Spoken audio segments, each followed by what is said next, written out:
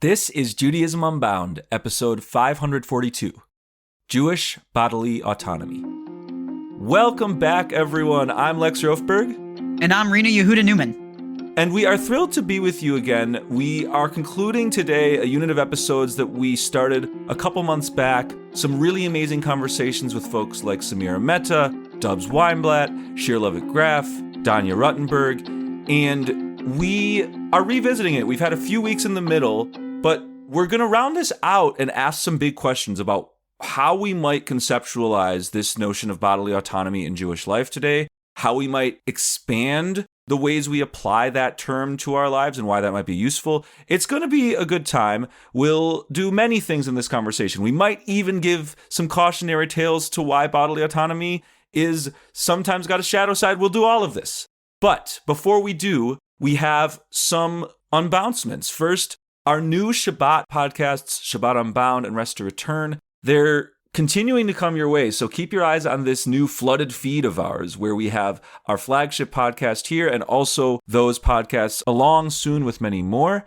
Another quick unbouncement, Rest to Return, the podcast I just mentioned, there's going to be an incredible retreat coming up in September that Kashira Halev Fife, the host of the Rest to Return podcast, is going to also be hosting. And that's going to be in West Cornwall, Connecticut, Monday, September 14th through Thursday, September 17th. Its full title is Rest to Return, a Days of Awe Deceleration Retreat. So if you're looking for an amazing experience to make your Rosh Hashanah through Yom Kippur fully dynamic and meaningful, you should consider signing up for this Rest to Return retreat. And you can do so by heading to judaismunbound.com/rest to return. And from there, there's a button that you can click to learn more about this deceleration retreat. So unbouncements complete until the end of this episode. Rena Yehuda, I'm really jazzed to talk with you. Before the episode started, we were kibitzing a little bit about a piece we're going to put in the show notes written by friend of the show, Becky Silverstein, that I think does a really good job of, I don't want to say intersecting two issues, because part of what I want to argue is bodily autonomy is used in too specific a way. We use this phrase, and I did a test. I Googled bodily autonomy Jewish. Virtually every single result for many pages was about reproductive justice specifically. And we agree. We had a conversation with Samira Mehta about the pill. We had a conversation with Danya Ruttenberg looking at abortion, among other things. But bodily autonomy is also about a lot more. And Becky's piece was the one exception to the rule. This piece infuses conversations about reproductive justice with an eye towards gender justice, towards transgender folks who are often erased from that conversation. And I think that's a teaching. I think it's a teaching about those two sub-pieces of bodily autonomy generally, how they relate very deeply, but also about how we would benefit as Jews, as people, if we thought about bodily autonomy in broader ways than just that one specific case. So let's talk bodily autonomy. Lex, I appreciate your pre-reading and doing a Google search to really see what's kind of out there in the collective digital consciousness about how Judaism, quote unquote, thinks about bodily autonomy. Something that we talk about a lot is trying to unbind this idea of Jewish tradition says. What does Jewish tradition say about X? Right? The answer is it truly does not just say one thing. And also, Jewish tradition doesn't say things, Jews say things. It's not this sort of abstract... Say it louder. It's not this abstract thing that is separate from us that dictates things that we then have to do. It is Jews. Jews, some of whom are no longer with us, some of whose writings have made it and we continue to reference them, some of whom speak to us through an oral tradition that is not written down, some of whom are alive and well, and some of whom have not yet existed. But Jewish tradition exists through our mouths and through the Jewish people. And so it's not this abstract thing that's dictating what we should and shouldn't do. That feels like that gets to this idea of how important it is to unbind the idea that bodily autonomy is exclusively talking about abortion access or reproductive rights. Reproductive justice is one room in a very, very large palace of issues that relate to bodily autonomy. And a pivotal room. We all agree. Yeah. Crucial. Absolutely crucial. And it's actually, the reason why it's so important is because it's right now the flashpoint or tipping point for many other issues of bodily autonomy in the American dialogue, broadly speaking. And one of the reasons why we decided to do many of these episodes in a series about bodily autonomy is because we wanted to also help expand the idea of what does bodily autonomy mean beyond thinking about this one specific part of our bodies or this one specific way that people desire to express themselves physically. That's part of why we spoke with Dubs Weinblatt about trans rights and the ability for trans people to transition medically and to have the kinds of access to healthcare that we need in order to lead healthy lives. But it's also why we talked to Shir Lovett-Kraft about what bodily autonomy looks like in a prison abolitionist context, thinking about Matir Asurim, thinking about the fact that people whose bodies cannot physically move because they're in cages is also an issue of bodily autonomy. Lex, what do you think gets lost when we zoom too far in and suddenly bodily autonomy becomes just about one thing rather than an interconnected theme of many, many different bodies who are finding themselves being restricted by state power? To go to Becky's piece again, what I really appreciated, I mean, yes, there were the two key threads I mentioned around reproductive justice and trans rights. Then there was what could be perceived as a detour. It doesn't feel like one. It's a very coherent piece. To talking about fasting, to talking about Jewish practices of fasting and Yom Kippur specifically. I like that we're talking very shortly before the fast of the 9th of Av. We're going to be talking more about that in the coming weeks. But whether or not we choose to deprive our bodies of food as a religious practice is a bodily autonomy question, right? It's how we autonomously, how we, on an individual level, choose to mobilize our bodies for sacred purposes. And maybe somebody could listen and say, okay, fine, like, I get why that's also part of the conversation, but like, who cares? Like, why is it actively bad for us to have the limited notion?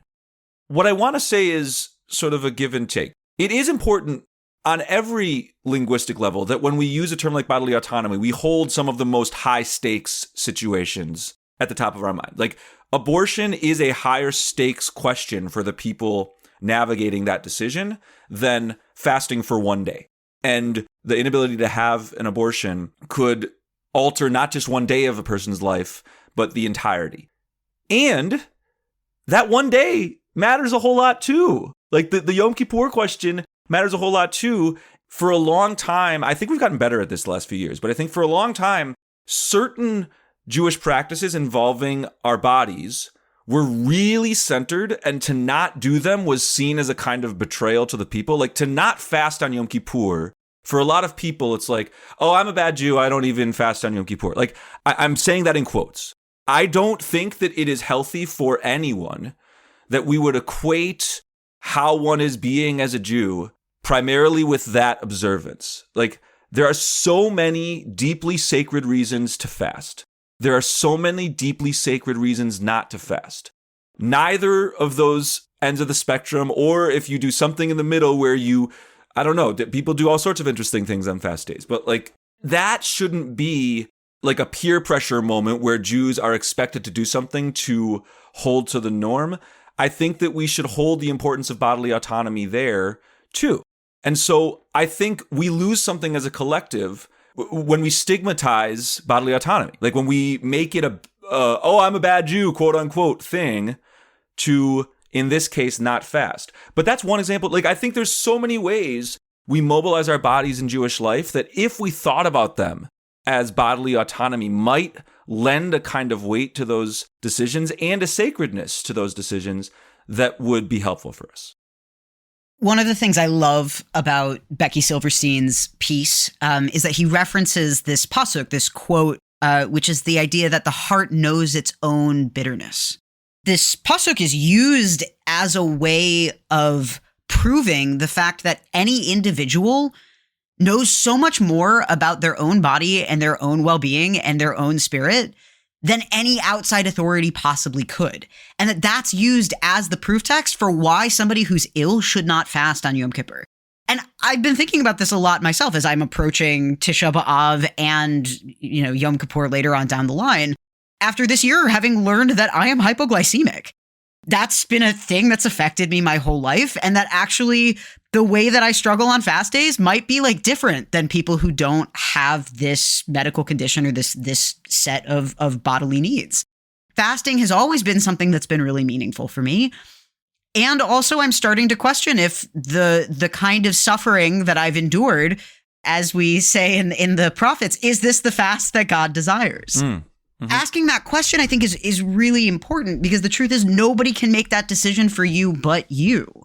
And it doesn't mean that you are somehow less Jewish. And it doesn't mean that you're not actually also contributing to the project of that fast day in a way that is actually correct for you.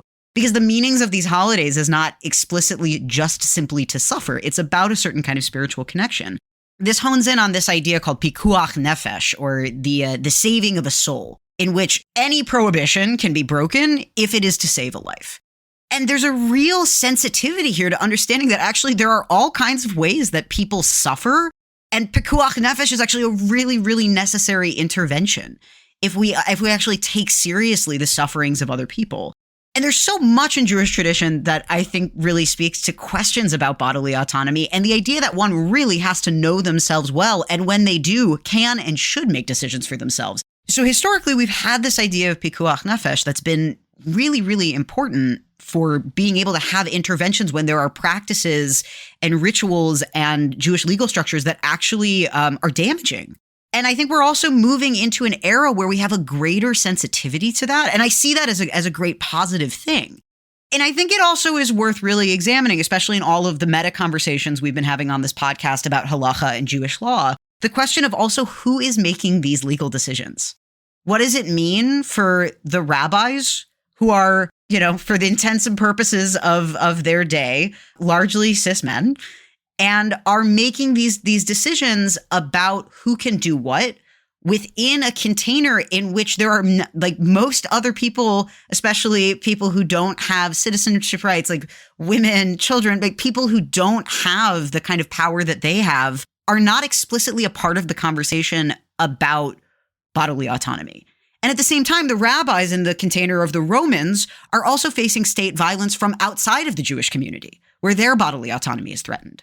And so I think there's also an important meta lens about when we're talking about, quote unquote, what does Jewish tradition have to say about bodily autonomy? It's really, what did different kinds of Jews in positions of power decide were the legal structures we would have around bodily autonomy? And in a new era of Judaism in which we actually privilege the individual's knowledge of themselves, I think pikuach nefesh has a much bigger role to play.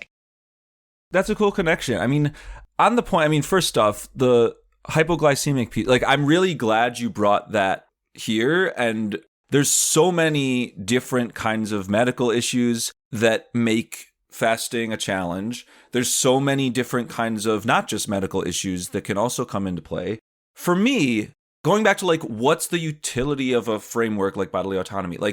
I think that there's this back and forth that often happens around fasting. For what it's worth, I don't know if I'd say I like fasting. Fasting as a ritual works for me at what I think it's trying to do. I think that what fasting on Yom Kippur is meant to do is sort of provoke a kind of physical discomfort that lends itself to the process of introspection. It makes you physically in your body sort of wigged out from the world, and it leads to a kind of thoughtfulness because you're cranky, but you're more focused on your own body, on your individualness. And it's a holiday that you're meant to be thinking about, what have I done well? What have I done poorly? That, for me, works well. I think if the amount of physical pain I experienced from fasting was so much that I couldn't do that process of introspection effectively, I wouldn't do it. Then it's not doing the mitzvah, in my view. Well, and I've never been in another body, so I didn't know that maybe this experience is perhaps worse or different than other people. I need to eat a snack every hour when I'm not fasting, right? When I am, kol v'chomer, how much worse? How much more so? Yeah, and if we're going to create a world, the premise that you and I share and that I think our listeners by and large share is the approach to what should I, an individual Jew, do on Yom Kippur with my eating choices or not eating choices. Like, I want people to be fully empowered to make that choice for themselves, independent of like a peer pressure from a community that sees a particular form of mobilizing your body on those days as the right way and other ways as the wrong way. I get frustrated sometimes when the only things I see are, oh, here's somebody talking about like the power of fasting and what it does. Like, that's great. And then I also see like, here's all the ways that you don't need to fast. I think that the better route is to say, there are so many sacred choices around how you mobilize your body on key days of Jewish observance. What would it look like if we classified Yom Kippur not as a quote unquote fast day? Like, that's the category that Yom Kippur and Tisha B'Av are referred to with. Like, that's not the right category for me. And they're not similar. Like, I mean, they're a part of a timeline, but it feels like a mischaracterization to put them in the same box if we're talking themes. Right, but what they do share, I totally agree. I mean, the moods are different, the ideas are different, and the overlap in the Venn diagram is that both are chances for us on an individual level. And it is individual when it comes to what we eat in our mouths. Like, we could talk about ways that it becomes collective, et cetera. But like, they both create a chance to Jewishly manifest bodily autonomy, to make a Jewish choice about your body that is sacred. And I value that. I value it equally, whatever your conclusion is. I value it equally if your choice is, wow, I'm gonna think about this ritual, and like, really for me, I'm not fasting. Or somebody who sits with this, like, I'm really gonna sit with this, and I am gonna fast. Or I'm really gonna sit with this. I'm gonna geek out about the history of the 9th of Av, and I'm not gonna fast on the 9th of Av because I actually think that it's the 7th of Av and the 10th of Av that are mentioned in the Torah, and I'm gonna fast on one of those 2 days. That's a little fun tangent. If you're interested, go to the show notes. We're all served when we actually seek to find Jewish opportunities where we are fully in our own bodies, where we are fully understanding what our physical wants, what our physical needs are, and how we make them sacred.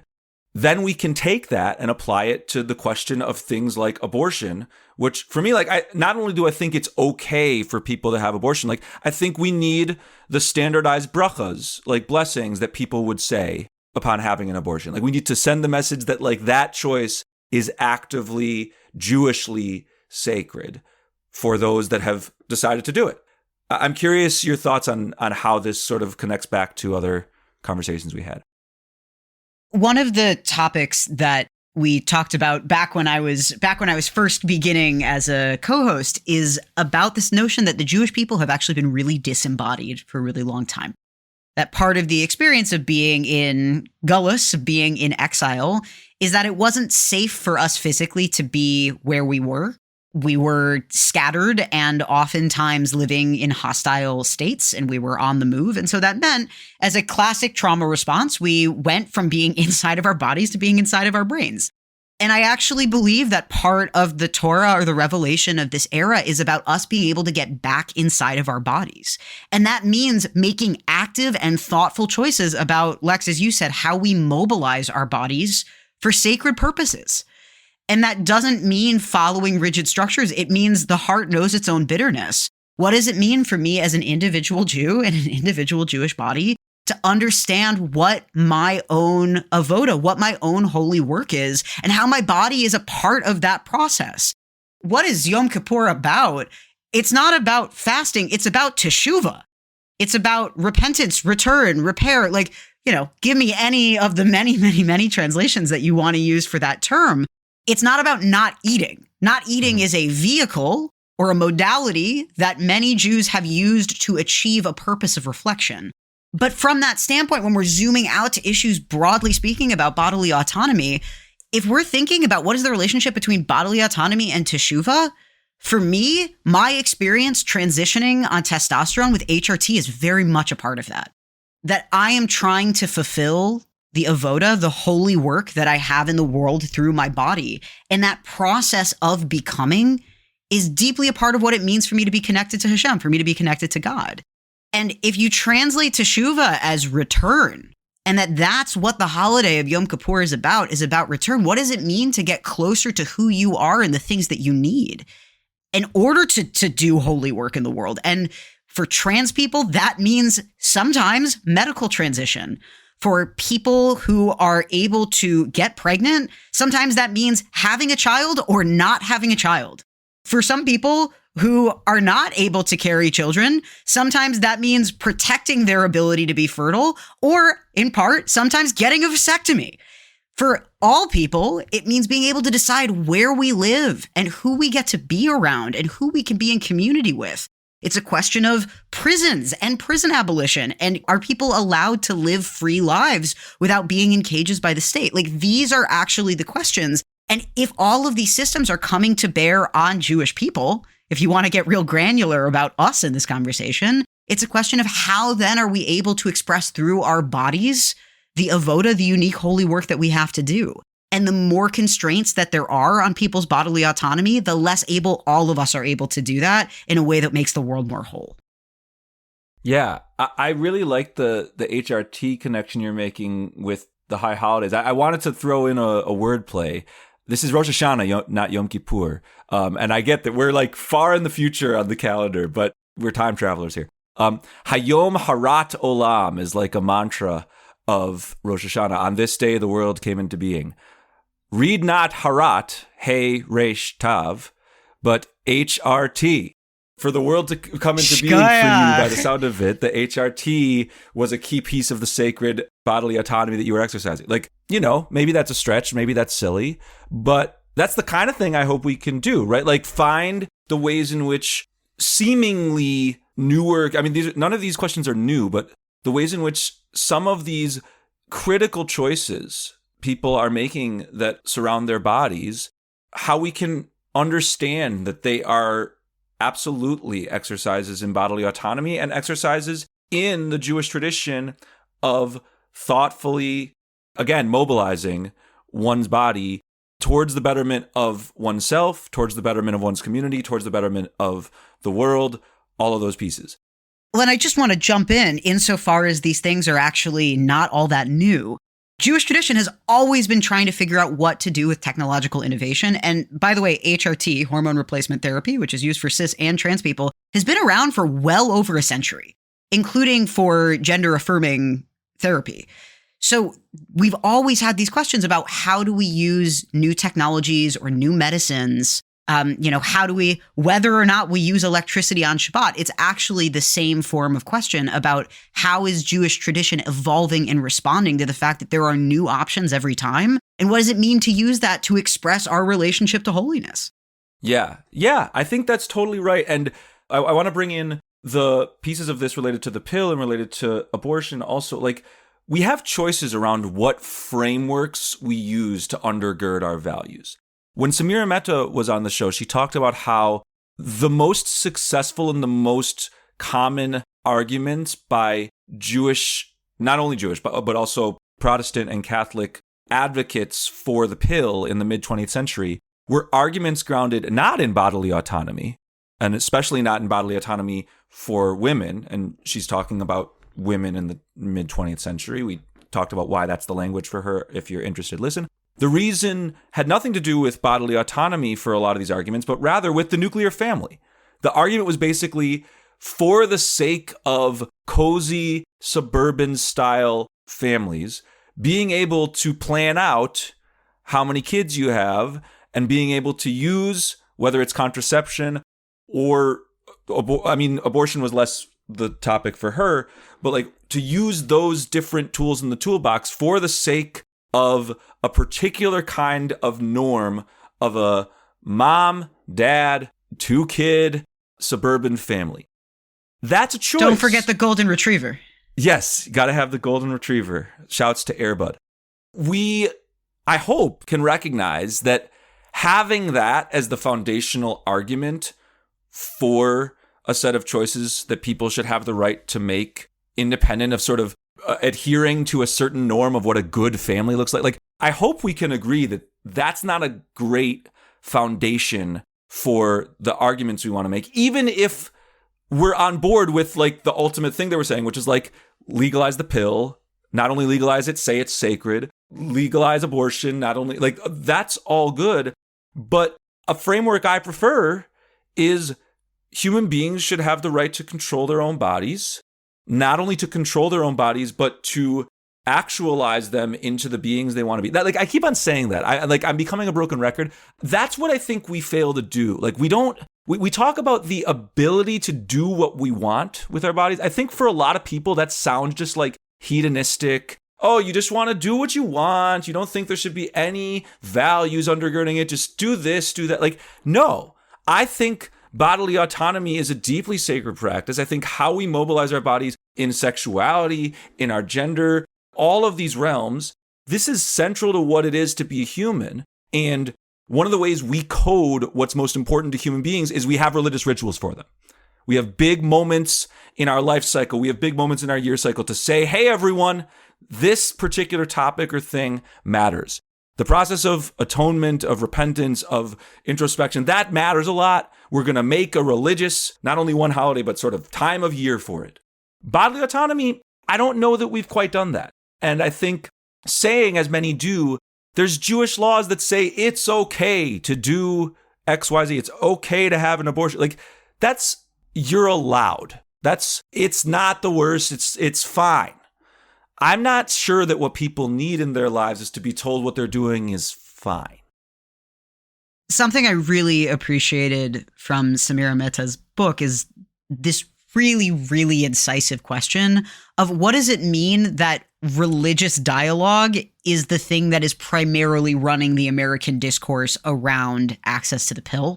And that even if Jews are making more progressive arguments about it, and even if we're rooting it in our religious practice, is that really a good way to make an argument, especially in a pluralistic society? Is that actually a good grounding for the ways that we decide law and structures that govern whether or not people can express the things that they need to express? That feels like a very unbound question, especially when we're talking about the fact that Jews are people in the world with other people who are not Jews.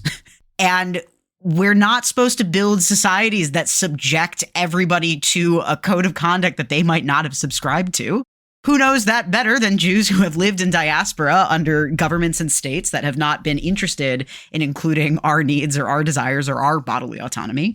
You know, it's interesting, Lex. I like this question about if we were to put on the Jewish calendar any time of year that's actually about making bodily autonomy more sacred, I would argue that Tisha B'Av is actually a really good opportunity for that.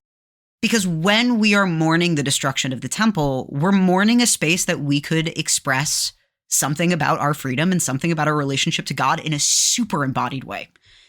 We made sacrifices at the temple, and that was like our primary way of connecting to our maker. And suddenly, because of an invading empire, we no longer had that ability. And part of what we're grieving on Tisha B'Av is the absence of that ability. Sometimes we would go to the temple to make oaths or vows. The temple is the place that you would go to make or to break those vows. And in absence of having that place, our muscle or ability to commit to each other atrophied. And now I'm kind of thinking about what does it mean to expand that out into other kinds of physical, not just emotional expressions towards each other. The temple was our physical place in the world, and now that that's gone, so much of what we could actually also be grieving on Tisha B'Av is expressions of bodily autonomy. The freedom to be ourselves in the ways that we need to have rituals in the way that we need to. I think Shir Lovett Graf spoke really beautifully to this about how Jewish prisoners experience an inability to express their Judaism in the ways that they want to because of the fact that they are incarcerated. Maybe part of what Tisha B'Av is grieving about is the ways in which in this world people are unfree. People's bodies are unfree. And what does it look like actually to arc that up to Yom Kippur? I'm not quite sure. But I feel like there could be a tie-in. I'm curious if there are other times on the Jewish calendar that feel like they're also ripe for that innovation. Well, I want to pick up the Nazarite thing a little bit, but I will say for me, and I know you have a relationship to this practice also, but like growing my beard from Passover to Lag BaOmer, the first 33 days of counting the days between Passover and Shavuot, but there's this holiday Lag BaOmer where like traditionally people grow their beards. Without going into all the ins and outs of that, I love the practice of growing my beard. But the reason I do it is not at all the reason that is traditionally ascribed. Like the traditional reason for that practice is that this whole time period is kind of a mourning period for a certain set of folks who were students of Rebbe Akiva and they were dying and all of this stuff. I'm not growing my beard for that purpose. I am stealing a ritual from its. I am, in a sense, appropriating. I mean, it's my own Jewish ritual, but like I'm appropriating a ritual while removing its traditional meaning. And I'm saying, no, I actually really like experimenting with my facial hair. And also, I find that when I have this like itchy beard that grows very long and my neck beard is getting scruffy, like sort of like the fasting thing, it like is a physical reminder. I'm itchy. And that reminds me of Jewishness on a daily basis. It helps me remember to count the days for what it's worth. Like part of it is just a kind of mnemonic device to remember. And I also live in a society that stigmatizes scruffy hair. That relates back to the Nazarite thing. One of the practices of the Nazarite vow, it's, for those interested, it's in Numbers chapter 6. It's this whole thing. There's 3 main prohibitions where people decided they were going to not, I said were, past tense. It could be present tense too, but usually talked about as past tense. People are going to not shave their hair. They're going to not consume grape products. So most prominently wine, but not consume grape products. And also not encounter dead bodies. There's a variety of mourning rituals that one is not able to participate in as a result of that. It seems that both ancient and now, part of that purpose was to create a class of people that were in a sense kind of countercultural. To grow out your hair was to rebel, and the rabbis made Nazarite vows basically frowned upon. They didn't like them because they saw them as sort of threatening the fabric of society. Oh, people can just, on an individual level, make their own rules for themselves. I think that growing my beard, it's both that reminder, that mnemonic device, and it's like, I actually think that the action of saying to somebody, I'm officiating your wedding, I'm going to look a little less polished than I would normally look at. Like, I'm not going to shave my beard because I have this religious practice where I grow my beard. And like, nobody has had a problem with that. But every year or so, I usually have one wedding that I'm officiating. And like, being able to say, I'm going to rebel against a societal norm. I'm going to look scruffy when I'm supposed to look polished. I actually think that is practice for saying no to more important high stakes kinds of societal oppressions.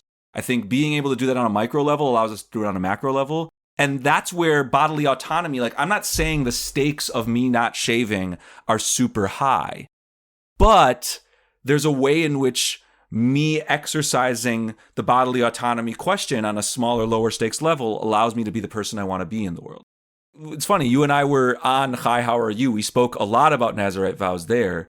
I do think that part of what draws me to that ritual, and maybe what draws you, is specifically the fact, independent of all its particular characteristics, that it's a moment for individual Jews, not in a group of Jews. I'm all about collectivity, but sometimes we need, as an individual person, to think about who we are in the world and what we do in the world. Nazarite vow is one of the things that most represents that. And it's something the rabbis didn't like. So I'm kind of interested if you and me together can introduce why there is some pushback and not strawman it. Like, there are reasons to be skeptical of bodily autonomy, of individuals doing XYZ without thinking about the broader whole. And so I'm curious if maybe we can go to that side of things next. I mean, the immediate example that comes to mind is anti-vaxxers. I myself am very grateful for the COVID vaccine as somebody with many, many people in my life who are immunocompromised, whose lives were probably saved by this miraculous invention. And there are many people who, through an issue of bodily autonomy, did not want to get the jab. And what does it mean to be in a society where we have those bodily rights? Like, we decide that that is an individual choice that people can make. It also has a cost for the collective. In fact, when somebody makes a decision to not get immunized, and it ends up meaning that they're more likely to get sick and then also pass it on to other people in ways that can cause disablement and, in some cases, death. Where does one's bubble of rights end and our responsibilities to the collective begin? And I'm also interested in thinking about a more Jewish framework about that, because in Jewish tradition, broadly speaking, we don't have a language of rights. We don't have a word in our tradition for the word right. We have obligations. We have mitzvahs. This notion that actually it begins by saying, I'm obligated to something outside of myself. And because actually we have all of these obligations to each other, that's actually what creates a sense of freedom. Because the obligation is to give 10% of my income to tzedakah, it means that if I am in fact in a position that I am in need of material support, 10% of everybody's income can go to supporting me, right? That there's this sense of when we're all actually putting out, when we're all mutually obligated, then there's a sense that a greater experience of freedom or an ability to express ourselves through holiness is able to exist. And it's also a very complicated question here about, like, really what are the ways that something affects other people?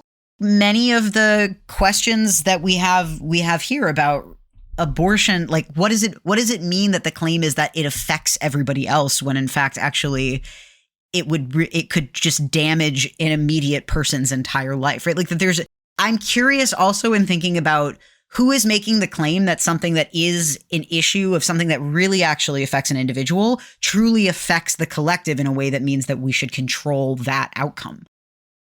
I really want to do some of the internal pushback, because I don't think that the takeaway is a kind of libertarian, everybody just does anything they want and you don't need to have your eye on whether it's one's community, whether it's the whole world. Like, I'm really invested in the sense that all of us are obligated to one another, whether that's talking about Jews being obligated to other Jews or Jews and human beings being obligated to everyone, like being people for whom the decision, what do I do with my body or with my time or with my resources or with whatever, is not going to boil down to, oh, what do I feel like personally? It's going to boil down to, like, what does the world need from me? How am I being deployed?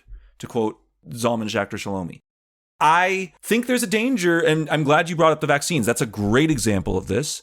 There's a way in which autonomy, whether it's bodily autonomy or broader kinds of autonomy, taken to the extreme, can be one of the most destructive anchor points for an argument ever. Like the idea, like, don't tell me what to do with my money, right? Like people who oppose taxation and think that we should all just hoard our own wealth and not serve the broader whole, I think it'd be a stretch, but they could make the stretch argument of, where I put my money should not be up to anybody other than me. And I don't believe that. We have to be able to say bodily autonomy is a critical value that we hold as, I don't know, on the Mount Rushmore, like a pillar of what it is to mobilize Jewishly. And it's not so simple as just saying X is bodily autonomy, so therefore the conclusion is we do whatever that is, whether it's on the positive side, people who have the right to an abortion, or on the negative side, people who have the right to not get a vaccine. Like, I don't think they should have that right. And in order for me to make that claim, I need to be able to say that bodily autonomy is not, like, it doesn't hold veto power in the conversation. And I'm somebody who has said over and over that, like, one of my core goals in life is to lose my sense of selfness. Like, I'm a pantheist. I don't really think I'm a me in any sense other than illusion. I think we are all part of one broader whole. And so I have practices like blood donation that are bodily autonomy. Like, I'm choosing to give my blood every 16 weeks in a double red blood donation. But the reason I do it is because that blood goes to some other person and my bodily autonomy actually becomes somebody else's body, right? And so that is tricky. Bodily autonomy could lead people to say, like, I'm not going to blood. Like, you can't tell me to donate blood. I can't. I don't force anyone to. And I think the world would be better if we felt some kind of peer pressure on that front to do so. Well, and I think this is actually the question of when we're using the language of obligation rather than the language of rights, is which collective does it serve? I think Samira Mehta's book really highlights the fact that many of the arguments that are made about why birth control and contraception should continue to exist is about serving a collective that privileges the state and the nuclear family. Through that lens, That's the expression of acceptable bodily autonomy. But part of the collective Lex that it seems like you're expressing is actually meant to be a much more pluralistic idea of what it is to be obligated to other human beings and perhaps non-human beings as well. Like I think thinking about a broader ecological context, the broader implications of being in God's world in which like we're not the only ones living in it. But this question about like to whom are we obligated and what apparatuses is that serving, to me, I think might be a useful question in trying to explore what are the ways that we do or don't encourage different expressions of bodily autonomy. I mean, I think I fall maybe on a much like I think I fall on a part of the spectrum that really does encourage like a pretty extreme version of freedom. But the thing that makes me less of a libertarian about it, I guess, in that parlance, is that I really believe in the emotional and spiritual obligation that undergirds all of it. And that's ultimately like what's kind of a question about what undergirds the ways that we express that obligation. And when we use the language of rights instead of the language of obligation, then like kind of where is the enforcing apparatus there? How comfortable am I with that? I'm not so sure.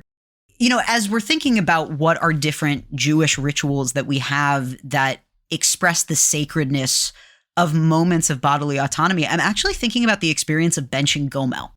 Benching gomel is a practice that happens when you've survived a near-death experience. One goes up to the Torah and you make a particular blessing that's essentially expressing thanks that you made it through something that could have killed you. And in experiences in which one's bodily autonomy is threatened, I'm actually wondering how appropriate it is to start having benching gomel be a ritual that we do as a way of acknowledging actually when that bodily autonomy was threatened. I mean, I think about for people whose lives would be ended, whether spiritually or potentially physically, by not being able to have an abortion. When I think about people who have like near misses in the criminal justice system, like what does it mean to actually have rituals that are about acknowledging how we narrowly escaped a certain kind of death because of things that were perhaps actually done to us? Sometimes we bench gomel because like we have like a crazy random accident. And sometimes maybe we bench gomel because the systems around us are actually trying to harm us. I think about this not only with my access to hormonal medication, but I also think about this in terms of my access to birth control and abortion as a trans man. And as somebody who one day hopes to be able to bear children. And I think about all of the ways that these apparatuses around us do not allow us to express our holiness. And I wonder what it means, you know, for every time I do my shot to bench gomel, that there's a way that actually certain kinds of preventative care and access to the things that allow us to become ourselves are also really about pikuach nefesh. Yeah, I really like that. I mean, we're both getting very personal, and I think it's good. It makes sense in a conversation about bodily autonomy that we're thinking about on our individual level, how we mobilize our bodies. I hope all of you as listeners also just start thinking about that. When I give blood, I mean, I'm like squeezing the thing with my left hand, which, by the way, is the arm where people wrap tefillin, and so like I'm literally the way that the procedure works. Like I have something around my left arm that is very similar to tefillin, and I donate blood in the mornings. So I'm really doing something that feels physically similar. And then in my right hand, I break out my phone and I go to Safari and I go to the liturgy, and I don't do the whole liturgy, but I start by going to Ashrei and I go to the section that says Poteach et yadecha umasbiel l'chol charatzon. It's one of the letters in the alphabetical acrostic of Ashrei, the Pei. It comes towards the end, and it's saying basically, God, you open your hand, and all umasbiel l'chol charatzon, all that lives is satiated. I'm literally doing that, right? Like I'm squeezing something with my hand, and there's a vein in my arm that is like got a needle in it. So the benching gomel thing, I hadn't thought about that, but I think there's a way we absolutely should be mobilizing it more. I love the idea that you do it daily with your shot. I have been part of one community, shouts to Beth Israel in Jackson, Mississippi, who we spoke about not long ago because they were in the news. They're the one community I've ever been a part of that every service, I forget if it was every Friday night or every Saturday morning or both, but every week they said as a community, Birkat HaGomel.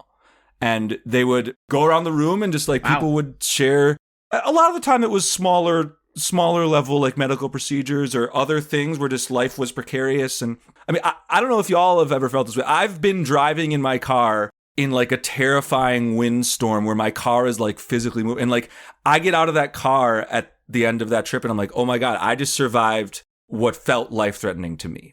Like people would share all sorts of things. And it was a way that the community checked in on itself. And it built this sense of mutual support. And it was adjoined directly to a blessing we said of just positive moments. Mazel tov, oh, my grandchild, like I have a new grandchild. Or, oh, my best friend's birthday is tomorrow and we're throwing a big party. Like it was just a way that the community found ways to support one another. And it was both sides. It was the Gomel side of like the traumatic pieces. And it was the positive side of celebratory pieces. So I think that's a way that we do what we're talking about before, where we actually lend a Jewish sacredness to these moments that too often we think of as just, oh, that's just sort of life. And Judaism lives in like not eating pork. And there's something so beautiful about that practice that's so cool that this community does it. I think it actually really speaks to something that feels like it's missing from a lot of the conversation about bodily autonomy, which is the fact that living in individual bodies means that a lot of times these experiences are considered to be private. And the ways in which they become public or visible is often more about scrutiny than it is about support. And all of the shame that people have to experience about abortions or contraception or transition or imprisonment, right? That all of these, because they happen to individual bodies, it ends up being a reason that they get siloed away as saying, we're not going to talk about that. That's too personal. But what's so beautiful about this practice that you just named, Lex, is that it turns things that often feel very individual and sometimes for that reason, culturally shameful, into an opportunity to be able to connect with each other, saying that this is a way that the community checks in on itself. Because in fact, life is very precarious. And it gets more precarious when we feel like we can't talk about that with other people, when we have to always broadcast that things are more okay than they actually are. And instead of it being a source of shame that actually I'm not doing that well, or actually like I have to do this thing that individually affects my body, it brings my body actually into a community of other bodies and makes me feel less alone, despite the fact that like I'm really only in this one vessel and I will not get to experience another one until like probably sometime later if you're invested in Gilgul or reincarnation. But like if not, then maybe it's just this one. But it's a great practice. And I think it might help also with this question of what does it mean to have a language of obligation that's also about bodily autonomy. And when we understand the interconnectedness that we have, it actually creates more respect for each other. And like, you know, you brought up the counting of the Omer and the shaving of the beard and the fact that it's a period of grief. Even if the grief practice for Rabbi Akiva's disciples is not your bag, Lex, one of the teachings that's given about why Rabbi Akiva's disciples were smote and why we're in that grieving period is because they loved each other, but they didn't respect each other. What does that mean, that they loved each other and didn't respect each other? They loved each other, but love is what they felt they had in common with each other. Respect is the way that you care for someone because they're different than you. And because they couldn't respect each other's opinions, they tore at each other. And it meant that there was no ability for them to respect the autonomy of the other person. And that's actually why we're grieving. And so that feels like a relevant lesson for this period of time. Super relevant. And I want to give one thought, because sometimes there's a danger from our Judaism Unbound perspective in talking about the gems of Jewish tradition, because we can imply that like we have it all. We have all the stuff we need. You just got to look for it. And I do think that it is a worthwhile act to look at underutilized Jewish practices like Birkat HaGomel, like this blessing for after experiencing something life-threatening, and then find ways to apply it. And we need a bracha for abortion. Like we need, and by the way, since I said that, I did a little, I think there are actually some options online. And if you know of others that people have written, please send them our way and we can share them. We need to identify the gaps in Jewish tradition, identify the places where maybe there's bodily autonomy, but there isn't the lens of sacredness, the lens of mitzvahness to manifestations of that bodily autonomy. We need to be looking for what aren't we nailing? Jewishly. Well, and I'm not just talking about traditional Jewish spaces. I mean, like, even outside of traditional Jewish spaces where, like, there's less of a norm about saying various blessings throughout your day. Like, what would it look like to, on a holiday level, find moments to better center the sacredness of bodily choices? Should there be a blessing for the commencement of one's fast when one's fasting, and simultaneously on the same page of the prayer book, a blessing for the active choice not to fast? I'm spitballing. None of these are like the best ideas that we'd get, because I'm just like throwing them into everybody's devices who's listening in real time, just coming up with them. I believe that we need, on a collective level, a real sense of ritual design and ritual creation on this front, because I don't think we can only say, here's the ways our Jewish tradition already has these practices. We are in a society that is sufficiently dangerous and perilous in some very long-standing ways, but also some new ways that call for Jewish practices and traditional rituals. And I'm saying traditional on purpose here, that have not been created before, because making new rituals is not untraditional. That is core to the tradition. I mean, Lex, I'm thinking about, are there brachot that we have or could make about conscientious objection, that we make about experiences of surgery? I mean, that there are so many experiences that we have that are expressions of our bodily autonomy that we have not made sacred, but are in fact sacred expressions. I really, as we're wrapping up this unit on bodily autonomy, and zooming out beyond thinking of bodily autonomy as one issue, but as something that actually encapsulates all of the different ways that we mobilize our bodies to holiness in the world, it's so important that we look in the Jewish toolbox, or to go back to some metaphors we've used a long time ago, that we look in the fridge. But sometimes we have to go to the store. Sometimes we have to plant some stuff in the garden.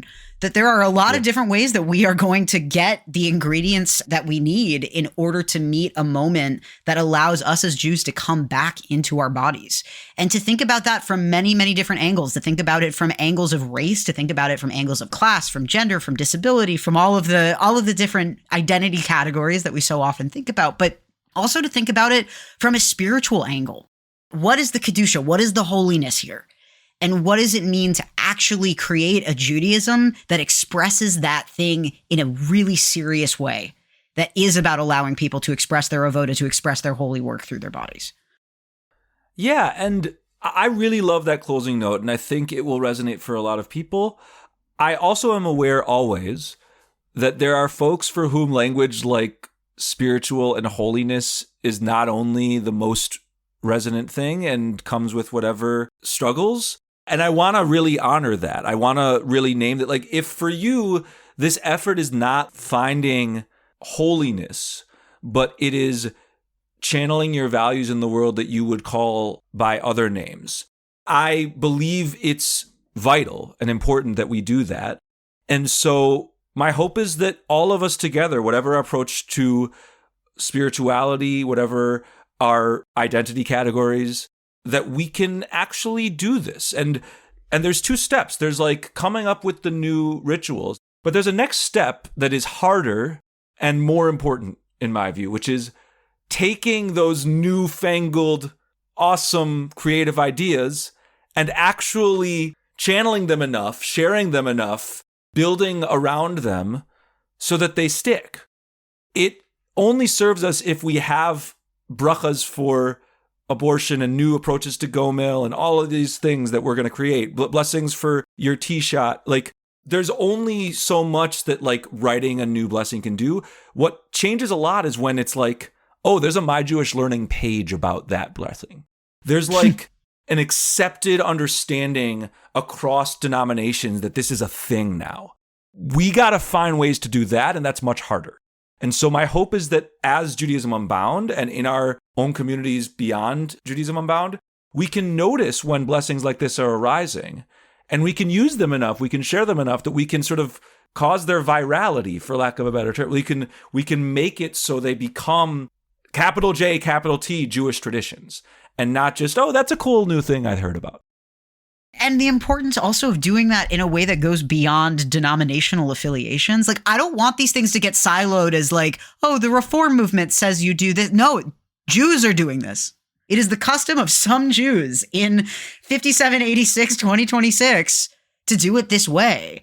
And I actually think going beyond that siloing is part of what is going to make this Mishkan, this tabernacle of the Judaism that we're building now to be able to make it to the next place. That's part of what actually gets us to that next Jewish future.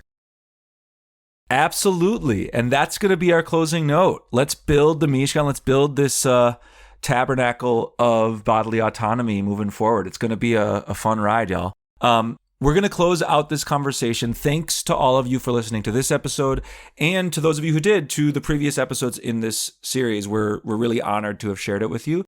We are going to encourage you, as we always do, to be in touch with us. But before we do, some shout outs. Again, I said this at the top, but our Discord is a really great place for the virality thing I'm talking about. It's a great space for folks to share rituals you're doing, new ideas you have, and have folks spread all around the world that can actually channel them as well. It's a good laboratory. And so I hope that people will head to discord.judaismunbound.com and join that space. We're in the summer, and so we have fewer shout outs than normal. We don't have new on yeshiva classes on the way. We're in the midst right now of discerning our newest cohort of the certificate program, so we don't have plugs for that. But no, we are really excited. We're really gearing up for an incredible year. I love that we started talking about Rosh Hashanah and Yom Kippur already. There's a way in which this moment in the summer, as the 9th of Av hits, it starts to be like, oh yeah, there's going to be a next year. And so it's coming and we're on the on-ramp. Yeah. And so I am ready to accelerate up that on-ramp with you. I'm thinking of like in Mario Kart, there's like the little ramps that automatically make you go a lot faster. The little rainbow guy, like that's what we're in right now. Exactly. And so that's the closing note. Let's keep this momentum going. Let's find ways to honor one another's bodily autonomy, to make sure we inhabit a world that doesn't oppress people and prevent them from that bodily autonomy. And as we do that, let's be in touch with each other. And all the ways to be in touch with us include our Facebook and Instagram pages, at Judaism Unbound for our handles. There's our email address, hosts, HOSTS, at JudaismUnbound.com, that goes to both Rena Yehuda and I. Definitely head to our website, check out show notes for this episode, and all sorts of other juicy goodies. A final plug as we close is that we are really grateful when folks are able to support us financially. You can do that on either a monthly recurring basis or via a one-time gift by heading to JudaismUnbound.com/donate. So thanks all of you so much for listening. And with that, this has been Judaism Unbound.